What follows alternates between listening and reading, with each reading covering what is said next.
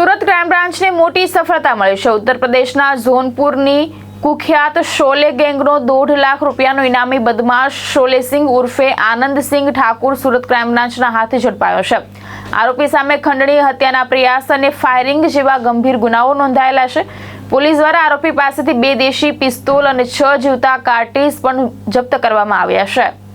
Surat crime બ્રાન્ચે લાંબા સમયથી wanted અને ઉત્તર પ્રદેશ પોલીસ માટે માથાનો દુખાવો બનેલા કુખ્યાત આરોપી શોલેસિંગ ઉર્ફે આનંદસિંહ ઠાકુરને ઝડપી પાડ્યો છે। આરોપી ઉત્તર પ્રદેશના જોનપુર જિલ્લાના ગેંગસ્ટર નેટવર્ક સાથે સંકળાયેલો હતો અને તેણે પોતાની શોલે ગેંગ બનાવી વેપારીઓ, ડોક્ટરો અને સંસ્થાઓને ટાર્ગેટ કરવાનું શરૂ કર્યું હતું। પોલીસ તપાસમાં સામે આવ્યું છે કે આરોપી ફોન દ્વારા લોકોને ધમકી આપી કરોડો રૂપિયાની ખંડણી માંગતો હતો। માંગેલી ખંડણી ન મળતા ફાયરિંગ કરી દહેશત ફેલાવતો અને ઘટનાના વિડીયો સોશિયલ મીડિયામાં વાયરલ કરાવી પોતાનો ખોફ ઊભો કરવાનો પ્રયાસ કરતો હતો।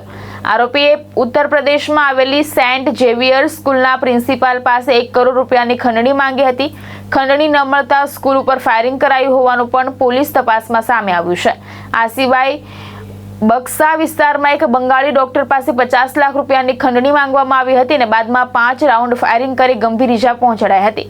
ઉત્તર પ્રદેશ પોલીસ દ્વારા આરોપી ઉપર કુલ 1,50,000 રૂપિયાનું ઇનામ જાહેર કરાયું હતું, જેમાં પ્રતાપગઢના ફાયરિંગ કેસમાં 50,000 અને જોનપુર કેસમાં 1 લાખ રૂપિયાનું ઇનામ સામેલ હતું। આરોપી સામે ખંડણી, હત્યાના પ્રયાસ અને ગંભીર હિંસક ગુનાઓ સહિત કુલ 5 ગુનાઓમાં વોન્ટેડ હોવાની માહિતી સામે આવી છે।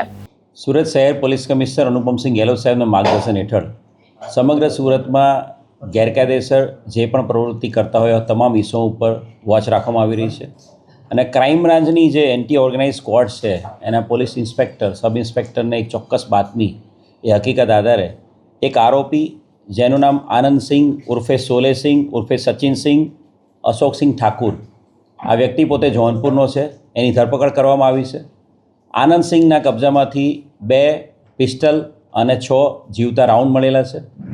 આનંદસિંહની વધુ પૂછપરછ કરતાં આ આનંદસિંહ એ જોનપુરની શોલે ગેંગનો મુખ્ય આરોપી છે। આ શોલે ગેંગ આ આનંદસિંહે બનાવેલી છે। આનંદસિંહ એ પોતે પોતાનું નામ પણ આનંદસિંહ ઉર્ફે શોલેસિંહ તરીકે ઓળખાવે છે અને આ શોલેસિંહ જે છે આનંદસિંહ એ અલગ અલગ 5 જેટલા ગુનાઓમાં ઉત્તર પ્રદેશના જોનપુરમાં અને ઉત્તર પ્રદેશના જોનપુરની સાથે સાથે જે પ્રતાપગઢ છે એ પ્રતાપગઢ જિલ્લામાં પણ વોન્ટેડ છે। આ શોલેસિંહ છે એ ઉત્તર પ્રદેશના જોનપુર વિસ્તારનો સૌથી મોટો બાહુબલી બનવા માટેનો પ્રયત્ન છેલ્લા 10 વર્ષથી કરી રહ્યો છે અને એ અનુસંધાને એણે ઉત્તર પ્રદેશના જોનપુર અને પ્રતાપગઢ વિસ્તારમાં પોતાના અલગ અલગ માણસો ઊભા કરેલા છે અને આનંદસિંહે પોતાની સાથે વેપન રાખીને આખા જોનપુરના આખા પટ્ટામાં અલગ અલગ જે મોટા મોટા વેપારીઓ છે, બિલ્ડરો છે, મોટા જે પ્રતિષ્ઠિત વ્યક્તિઓ છે એને ટાર્ગેટ કરાવતો હતો અને એ પોતે એને ધમકી આપતો હતો અને પૈસા માંગતો હતો અને ધમકી અને પૈસા માંગ્યા બાદ જો પૈસા ના આપવામાં આવે તો એની ઉપર ગોળીબાર કરાવતો હતો।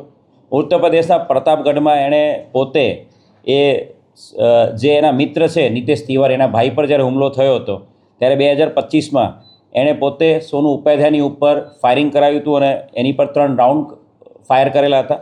સાથે સાથે જોનપુર બદલાપુરમાં પણ સેન્ટ ઝેવિયર સ્કૂલના પ્રિન્સિપલ જોસેફ એની ઉપર 3 મહિનાની અંદર 2 વખત એણે હુમલો કરાવ્યો હતો। બંને વખત એના સ્કૂલની બહાર એ પ્રિન્સિપલની ઉપર એણે ફાયરિંગ કરાવેલા હતા। એ જ રીતે બદલાપુરમાં પણ એણે એક ડૉક્ટર પાસે પૈસાની માંગણી કરી હતી અને પૈસાની માંગણી બાબતે એને ડરાવવા માટે એના ડૉક્ટર ઉપર પણ 5 રાઉન્ડ ફાયરિંગ કર્યું હતું। એની સાથે સાથે બક્સાની અંદર એક બેંક મેનેજર પાસે 2 લાખ રૂપિયાની માંગણી કરી હતી અને બેંક મેનેજર ઉપર પણ એણે ધમકી આપેલી હતી અને એને મારી નાખવાની, જાનથી મારી નાખવાની ધમકી આપી હતી।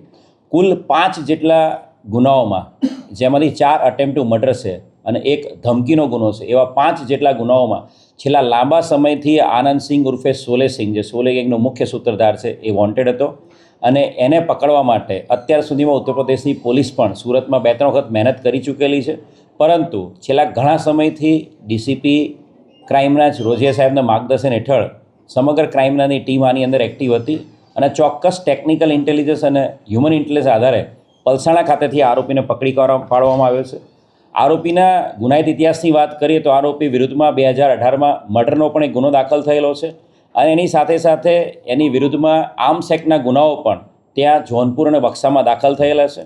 ખૂબ મોટી સફળતા ઉત્તર પ્રદેશ જોનપુરના આ શોલે ગેંગના મુખ્ય સૂત્રધાર આનંદસિંહને પકડવામાં ક્રાઇમ બ્રાન્ચને મળી છે અને સુરત શહેરની અંદર કોઈપણ પ્રકારના ક્રાઇમને અંજામ આપે એ પહેલાં ચોક્કસ ઇન્ટેલિજન્સ અને ટેકનિકલ ઇન્ટેલિજન્સ આધારે આ આરોપી પકડી પાડવામાં આવ્યો છે. સર, આરોપી આટલો ચાલાક હતો, કોઈ ટેકનોલોજી ઉપયોગ કરતો હતો કે નહીં મોબાઈલ?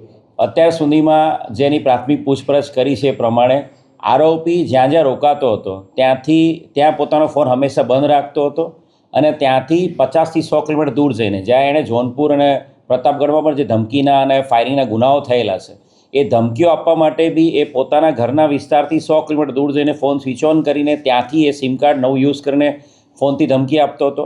અહીંયા સુરત ખાતે પણ એ છેલ્લા ઘણા સમયથી રહેતો હતો, તો જ્યાં એ રહેતો હતો એ વિસ્તારમાં ક્યારેય ફોન યુઝ નહોતો કરતો, એ અન્ય વિસ્તારમાં જઈને દૂર 40-50 કિલોમીટર દૂર જઈને ફોનનો ઉપયોગ કરતો, જેથી કરીને ટેકનિકલ સર્વેલન્સમાં કે ટેકનિકલ ઇન્ટેલિજન્સ આધારે જો કામ કરવામાં આવે તો પણ એ આરોપીની ચોક્કસ વેરાબોટ્સ મળે નહીં. પરંતુ ખૂબ જ થરો ઇન્વેસ્ટિગેશન, જે તપાસ છેલ્લા 3 મહિનાથી જે હકીકત જોનપુર અને પ્રતાપગઢ જિલ્લામાંથી મળેલી હતી એ અનુસંધાને ક્રાઇમ બ્રાન્ચ છેલ્લા 2 મહિનાથી આ આરોપીને પકડવા માટે લાગેલી હતી અને એના કારણે જ આ સફળતા આ આરોપીને પકડવામાં ક્રાઇમ બ્રાન્ચને મળી છે.